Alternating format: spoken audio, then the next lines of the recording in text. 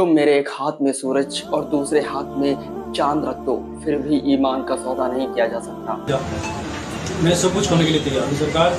एक हाथ में चांद एक हाथ में सूरज ले दोगे, पर ईमान ऐसी चीज़ है आप छोड़ नहीं सकते। आयुष मलिक जो अब मोहम्मद अली बन चुके हैं, उन्होंने इस्लाम से इम्प्रेस होकर उसे कबूल किया है।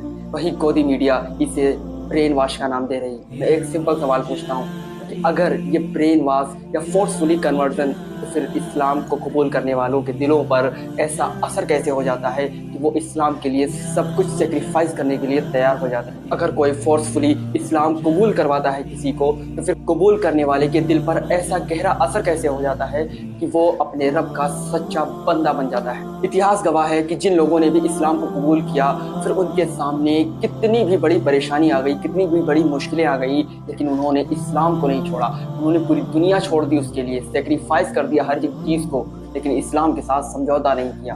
उन लोगों ने ऐसी मिसालें कायम की कि उन लोगों ने उन लोगों से बेहतर, उन मुसलमानों से बेहतर इस्लाम को फॉलो किया जो सिर्फ मुसलमान घर में पैदा हुए, जो सिर्फ नाम के मुसलमान हैं। उनसे बेहतर इस्लाम को कबूल किया और उसे फॉलो किया और दुनिया में एक मिसाल कायम की। इस्लाम किसी को भी ज़बरदस्ती कबूल नहीं करवाया जा सकता। दिस इज़ हराम इन इस्लाम। कुरान में कई सारी ऐसी आयतें हैं, ढेरों आयतें हैं जिसमें बताया गया है कि आप किसी को भी फोर्सफुली इस्लाम कबूल नहीं करवा सकते। सिर्फ ला इलाहा इल्लल्लाह कह देने से कोई भी मुसलमान नहीं हो जाता। ईमान का ताल्लुक दिल से होता है।